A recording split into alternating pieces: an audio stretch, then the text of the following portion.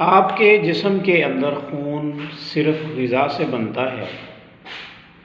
और खून के अंदर वो तमाम बुनियादी कंपोनेंट्स मौजूद होते हैं जिन्होंने आपके जिस्म की तकमील करने वाले खुलियात में से हर खुलिये की बुनियादी ग़िज़ाई ज़रूरियात को मुहैया करना होता है। तो इसका मतलब है कि आपके जिस्म के अंदर मौजूद तमाम खुलियात वो सेल्स जिन्होंने मिल के आपका जिस्म बनाया है, जिन्होंने मिल के आपके जिस्म को बिल्ड किया है, उनके लिए जितनी भी ग़िज़ाई ज़रूरियात चाहिए, जितने भी उनके बुनियादी लवाज़मात हैं, जितनी भी उनकी बेसिक रिक्वायरमेंट्स हैं, वो आपके खून में मौजूद हैं और उनका खून के अंदर मौजूद होना इंतहाई ज़रूरी है। अब याद रखें कि खून इंसान के जिस्म के अंदर सिर्फ़ ग़िज़ा से बनता है। ग़िज़ा के अलावा कोई ऐसी चीज़ नहीं है जो तबई खून को पैदा करने का सबब हो। अब जब हमें पता चला कि खून के अंदर हमारे जिस्म के हर खुलिये की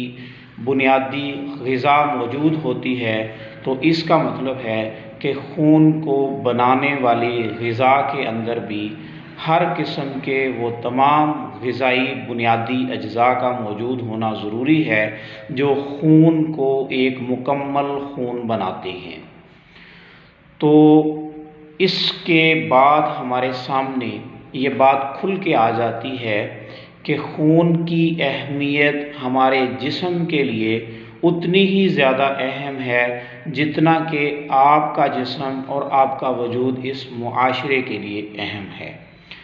तो अब हमारे सामने जो बुनियादी बातें खुल के वाज़ेह होती हैं वो ये हैं कि हमें समझना चाहिए कि हमारे खून को बनाने वाली ग़िज़ा की अहमियत क्या है और हमारे खून के अंदर बुनियादी अज्ज़ा कौन कौन से हैं जिनकी बदौलत हमारे जिस्म के अंदर मौजूद खुलियात की तकमील होती है, यानी हमारे खुलियात बनते हैं, नए बनते हैं, बार बार बनते हैं। तो इस बात को समझने के लिए हमें खून को समझना होगा कि खून के अंदर कौन कौन से बुनियादी ग़िज़ाई अज्ज़ा या ग़िज़ाई ज़रूरियात मौजूद होना ज़रूरी हैं जिनकी वजह से आप उस खून को या हम उस खून को एक मुकम्मल खून शुमार कर सकें। और उसके बाद हमें ये जानना इंतहाई ज़रूरी है और पहले नंबर पे ज़रूरी है कि हमें पता हो कि हमारी कौन सी ग़िज़ा खून के कौन से ग़िज़ाई अज्ज़ा या मवाद को या खुलियात के कौन से ग़िज़ाई अज्ज़ा को मुहैया करने की ज़ामन है। तो इस बात से आपको और हम सब को अंदाज़ा हो गया होगा कि हमारी रवां ज़िंदगी में या हमारी ज़िंदगी के कायम रहने में हमारे जिस्म की तरह ग़िज़ा एक ऐसी अव्वलीन और वाहिद ज़रूरत है कि जो इंतहाई ज़्यादा अहमियत की हामिल है। तो अब हमने ये समझना है कि हमारा खून क्या है, हमारे खून के अंदर किस किस किस्म के ग़िज़ाई अज्ज़ा का मौजूद होना ज़रूरी है। तो इसके लिए हमें अपने जिस्म के बुनियादी स्ट्रक्चर को समझना होगा। तो जब हम बुनियादी स्ट्रक्चर को समझने के लिए जाते हैं तो हमें पता चलता है कि हमारे जिस्म के अंदर 4 मुख्तलिफ़ किस्म के खुलियात मिल के 4 मुख्तलिफ़ किस्म के टिश्यूज़ डेवलप करते हैं और वो टिश्यूज़ जो हैं आगे चल के कंपाउंड ऑर्गन्स को डेवलप करने का सबब बनते हैं। यानी कि एक सेल या एक खुलिया हमारे जिस्म की बुनियादी इकाई है या बेसिक यूनिट ऑफ लाइफ है। तो उसके बाद एक से ज़ायद खुलियात हम जिन ज़ायद खुलियात मिल के हमारे जिस्म के अंदर टिश्यूज़ या मुफरद साख्तें बनाते हैं या मुफरद आज़ा बनाते हैं या इंसजा बनाते हैं। तो ये इंसजा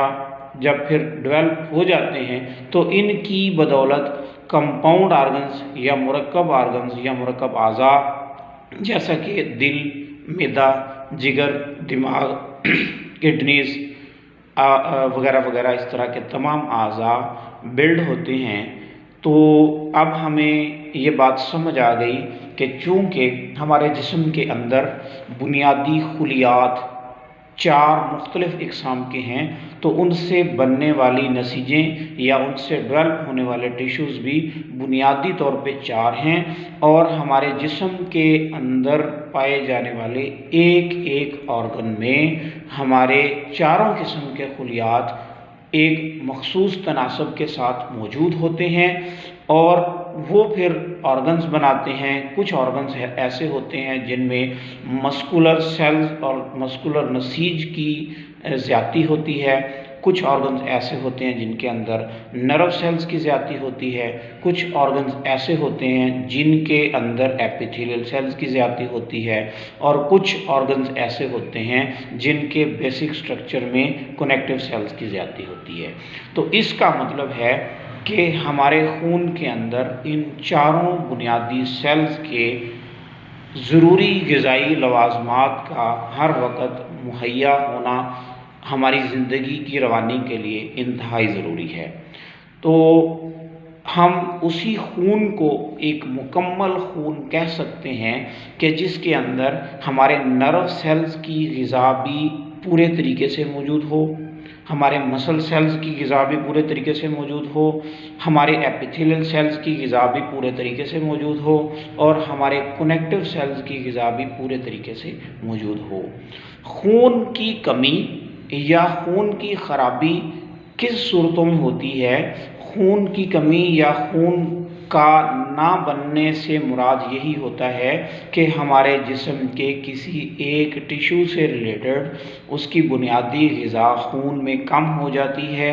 और वो टिश्यू अपने अफ़आल को जारी रखने में रुकावटें महसूस करता है। तो इस ज़िमन में हमारे जिस्म के अंदर मुख्तलिफ़ किस्म की अलामात या सिम्टम्स ज़ाहिर होती हैं जिनको हम खून की कमी के तहत शुमार करते हैं।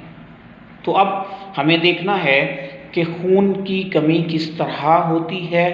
तो इसको समझने के लिए जब हमने ये जाना कि हमारे खून के अंदर ये 4 किस्म के बुनियादी ग़िज़ाई महलूलात होंगे तो हमारा खून एक मुकम्मल खून होगा। तो अब ये बात भी ज़रूरी है कि इस खून को बनाने वाली ग़िज़ा के अंदर भी बुनियादी ग़िज़ाई अज्जा, वो ग़िज़ाई अज्जा जिन्होंने इन चारों लवाज़मात को पूरा करना है, उनका मौजूद होना भी इंतहाई ज़रूरी है। तो हमारी ग़िज़ा के अंदर भी ऐसे बुनियादी अज्जा मौजूद होने चाहिए जिनमें से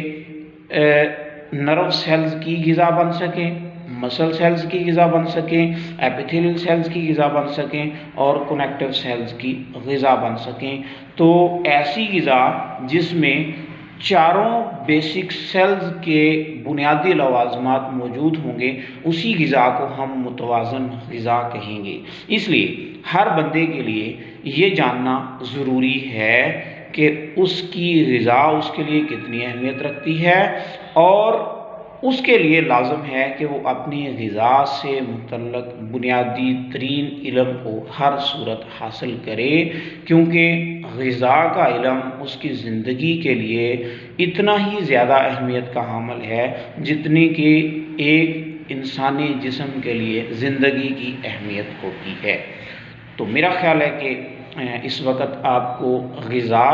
और खून का जो एक कंपैरिज़न है उसकी एक मोटी सी सूरत वाज़ेह होके समझ आ गई होगी। तो इंशाअल्लाह हम अगले सिलसिले में ये जानने की कोशिश करेंगे कि ग़िज़ा हमारी ज़िंदगी में कौन कौन से किरदार अदा करती है